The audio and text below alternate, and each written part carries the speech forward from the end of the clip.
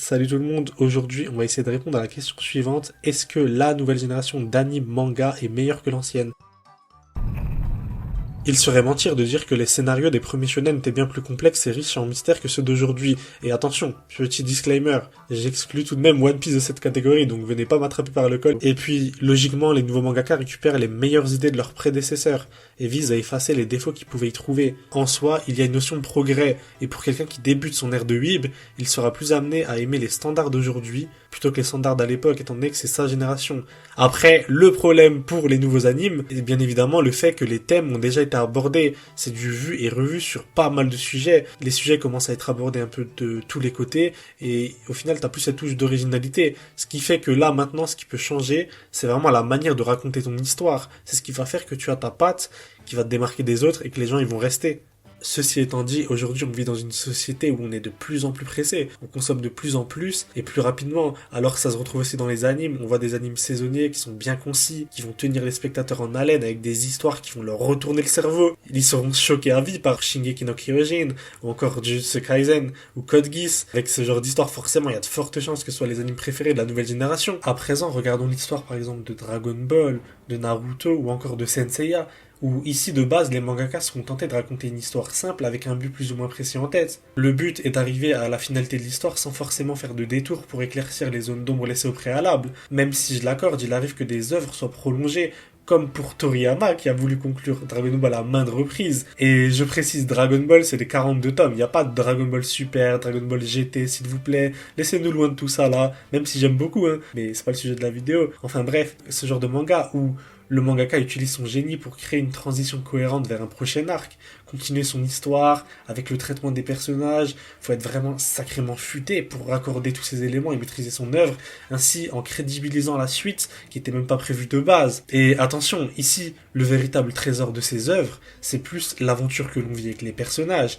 Mais encore une fois, attention, ça ne veut absolument pas dire que l'on n'a aucune profondeur d'écriture. En effet, le choix de faire une histoire plus facile à comprendre et moins prise de tête, de un, ça permet à un public plus large d'aimer ce qu'on propose, et de deux, c'est le fait que le scénario, ok, il perd un peu en profondeur, certes, mais cette profondeur-là, elle va se retrouver où? Elle va se retrouver ailleurs, notamment chez les personnages et leurs ambitions. C'est pour ça qu'on s'attache tellement aux premiers protagonistes des premiers shonen. Les personnages sont les proches de ce qu'on aspire à devenir dans la réalité. Ce sont, en quelque sorte, nos modèles, tandis que les personnages d'aujourd'hui qui visent plus à nous ressembler à la personne que nous sommes actuellement. Ce sont deux procédés qui permettent de nous identifier aux personnages. Cependant, là où je trouve qu'avant c'était meilleur, c'est dans l'idée personnelle où je m'identifie plus à un modèle que je considérais plus comme un but dans la vie à atteindre, ou du moins à y tendre, car on estimera toujours que ce personnage est bien meilleur que nous, même si on s'y rapproche, plutôt qu'un modèle s'apparentant à ce que je suis déjà aujourd'hui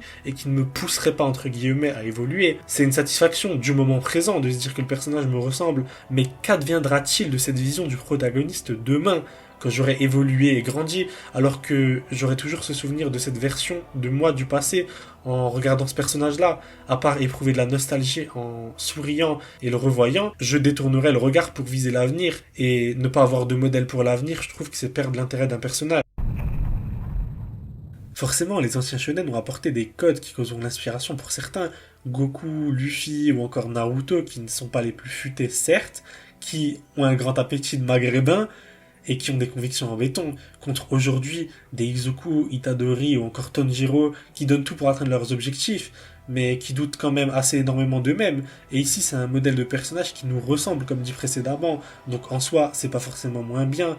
La seule chose qui fait que ces personnages étaient mieux avant, c'est qu'on a moins ce sentiment de vu et revu pour les anciens, alors que pour les nouveaux, quand tu vois un Itadori, tu dis que c'est un Naruto, quand tu vois un Megumi, tu dis que c'est un Sasuke, quand tu vois une Nobara, tu dis que c'est une Sakura. On fait souvent l'analogie à un ancien personnage d'anime, ce qui rend plus légitime l'ancien comparé au nouveau, parce que le personnage a eu ses traits de caractère en premier et a été une source d'inspiration, ce qui est aujourd'hui l'inverse pour la nouvelle génération, n'ayant pas vu leur classique. Et finalement, les personnages des œuvres les plus anciennes ont moins d'impact sur eux, car cet effet-là de déjà vu, ils se ressentent pour eux, mais dans le passé, pas dans le futur, alors que nous, c'est plus dans le futur qu'on le ressent, étant donné qu'on a connu ça auparavant.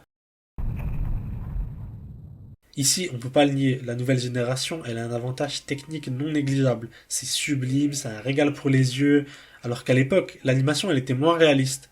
Et ça là aujourd'hui ça se sent grave dans les décors. Cependant on arrivait grave à pondre des classiques, comme des scènes incroyables dans Evangelion, Dragon Ball, Saint Seiya et j'en passe. Les techniques d'évolution elles évoluent, certes, mais c'est simplement une direction artistique différente.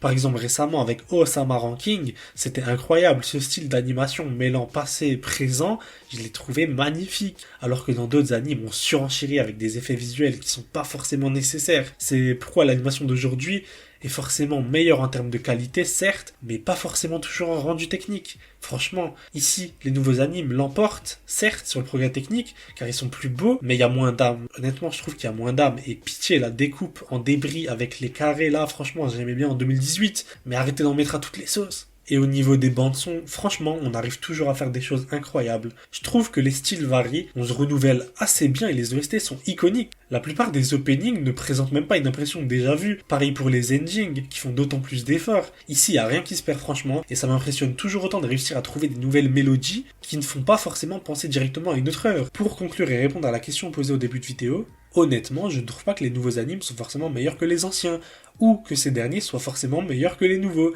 étant donné que le monde évolue, et que chaque génération a ses références. Certains modèles traverseront les âges, d'autres s'éteindront petit à petit car ils ne seront plus la source de motivation et de joie d'une génération. D'autres prendront leur place, et du moment qu'on continue d'avoir des rêves et de les partager avec les personnages, on aura toujours une raison supplémentaire d'avancer. Voilà, c'est tout pour moi, on se dit à la prochaine pour quand j'aurai pas la flemme, et portez-vous bien.